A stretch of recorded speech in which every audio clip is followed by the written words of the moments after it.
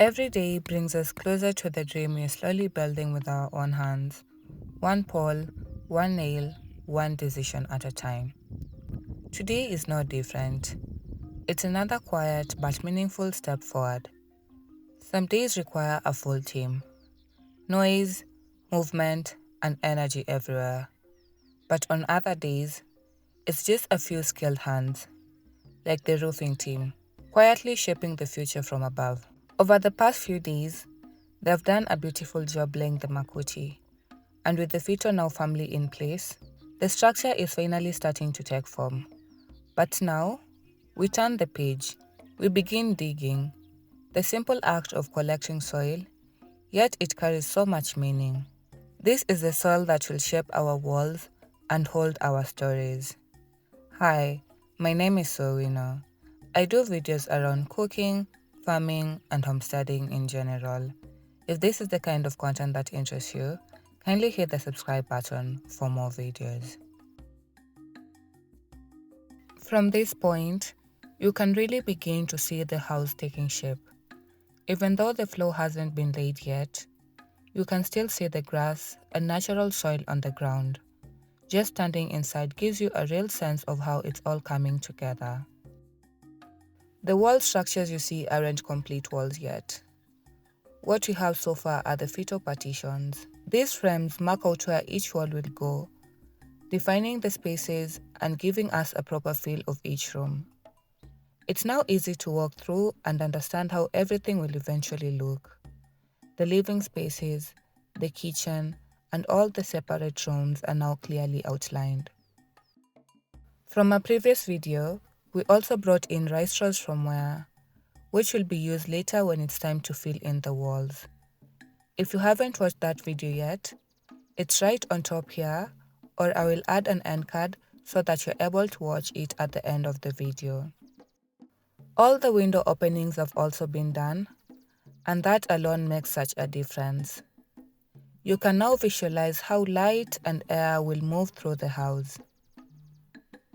The roofing too is nearly finished. Most of it has already been beautifully covered with makuti, with only the front section and that small frame from the other day still pending. What's even more encouraging is that despite the recent heavy rains, there's been no leakage so far. That just goes to show how well the team has done their job. It gives us peace of mind and a lot of pride in the quality of the work. One detail I really appreciate at this stage is how the structure now interacts with the environment around it. With the windows open and the roof mostly done, you can actually feel the breeze moving through and hear the sounds outside. It's a reminder that this build isn't just about walls and roofing.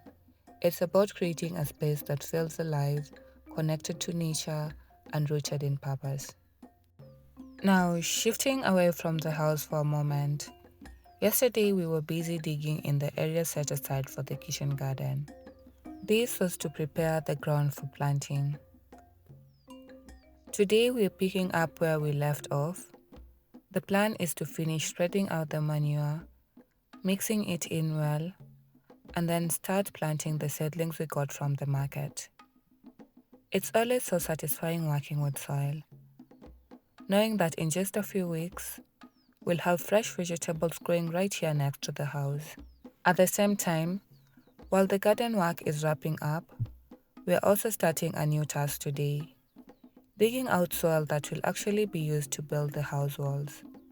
This is a big step forward in the build, because once we have enough soil, we can begin preparing the wall mix. So it's a full day ahead, both in the garden and on the house. Every little effort adds up, and slowly, this place is turning into something truly special. There are moments when the stillness speaks the loudest. The digging hasn't started yet. They are still clearing out where they want to dig. You remember when I told you our land has 3 sections? And our bill sat on the last portion. So we want to dig the front part of the house to get a clear entrance and maybe plant a few plants there. We will see as we go. As I walk through the land, it's just the soft sounds of nature taking over again. and it gives me a chance to slow down, to really look around and notice what's been changing. The grass that we cleared earlier when we were preparing the land is slowly making its way back.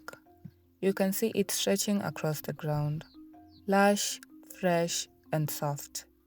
It's like the land is breathing again, settling in with us as we build.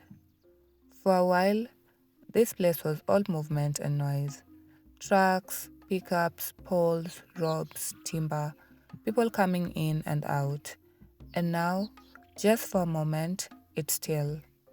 And in that stillness, you see the beauty that was always here waiting. I don't take it for granted. This land, this space.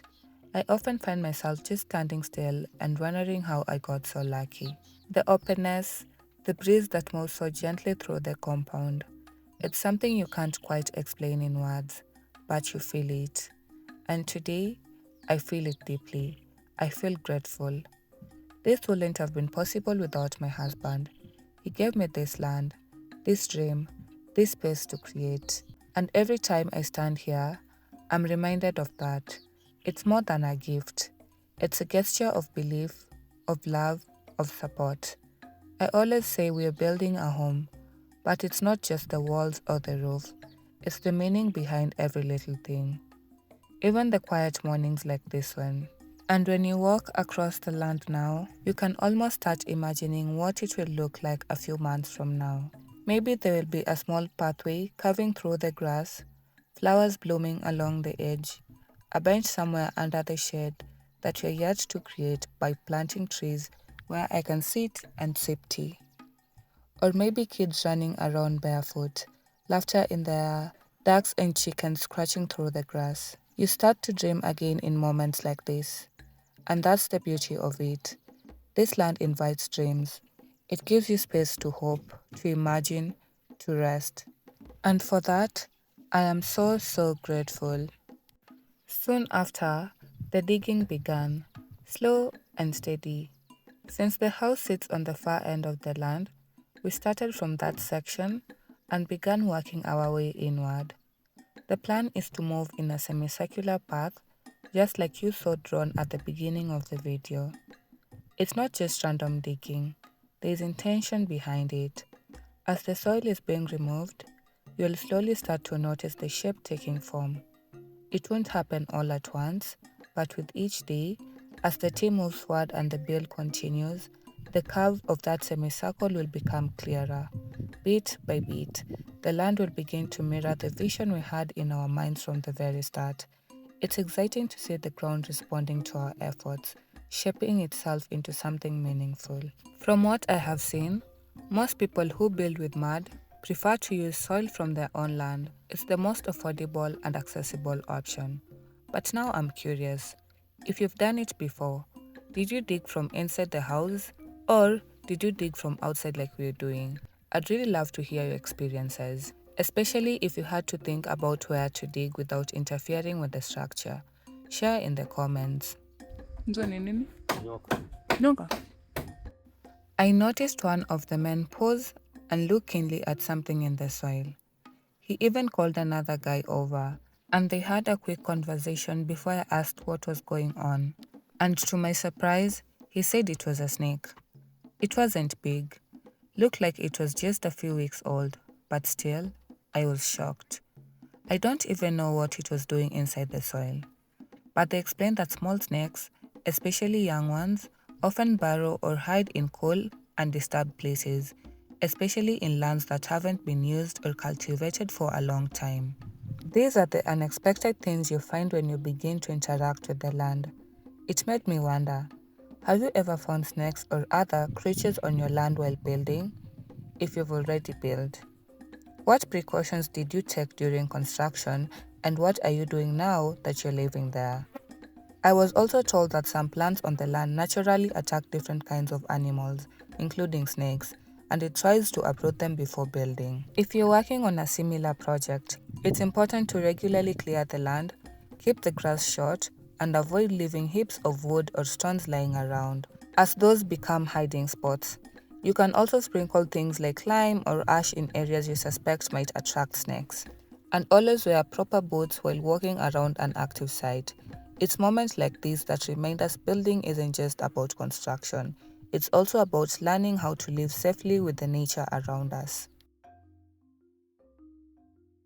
If you're joining us for the first time, welcome. We actually have a full playlist of this building series, from day one all the way to this point. I'll place a card right here on the screen so you can catch up and see how far we've come, how far we are, and hopefully imagine where we'll be once this entire build is complete. I know people often say that construction never really ends, and honestly, with just this piece of land, we plan to keep building slowly, one structure at a time, until everything comes together.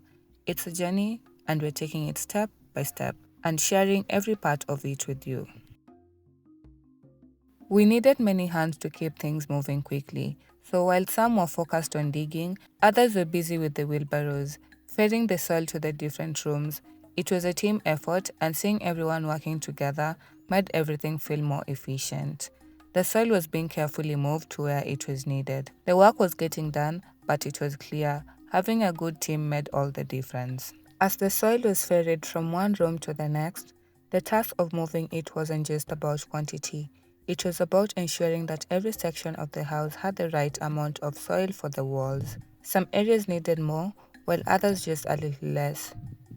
And though there were many hands working at once, each movement was purposeful, making sure that everything was lined up as it should be, in preparation for the next stage of the build. When we went to buy materials for the roof, the team asked for plain sheets, and honestly, I didn't quite know where they would be used at the time. But now, seeing them in action, it makes perfect sense. They're using the plain sheets right here, on this specific corner of the roof. This is a crucial spot. If it's not properly done, or if it's overlooked, it could definitely lead to leakage. To prevent that, they first laid down the makuti panels that were prepared a few days ago, followed by the plain sheet, which was nailed securely to the poles on the frame. Once that was in place, they continued with the rest of the makuti, making sure everything was sealed properly before moving on.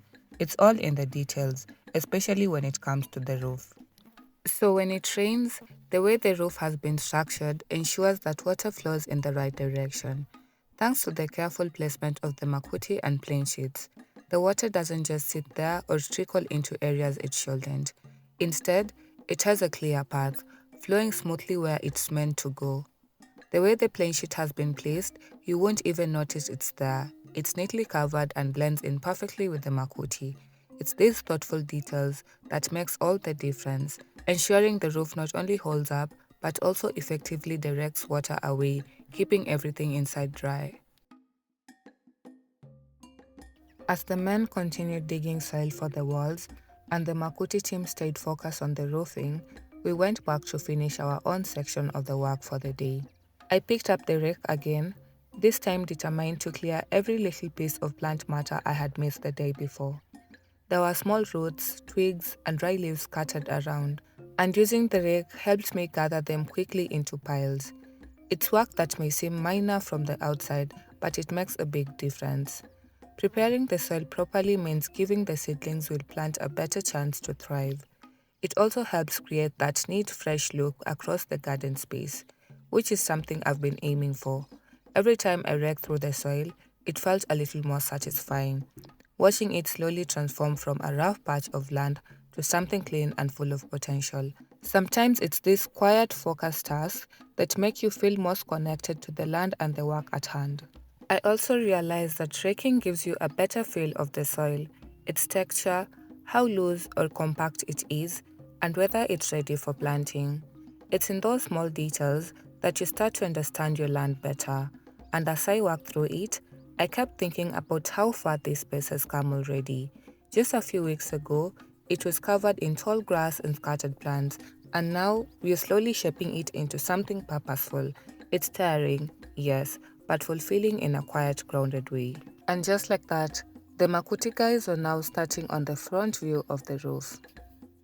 By this point, the men digging had already filled most of the rooms with soil, and yet the digging continued. Wheelbarrows kept moving back and forth, and still more soil was being brought in. I honestly didn't know how much soil was needed to get started, but clearly they had a target in mind. What I did know was that today had been fully set aside for this task, just digging and transporting the soil. The idea was to get everything in place so that when it's time to begin mixing the soil with the rice rows the following day, there is no delay.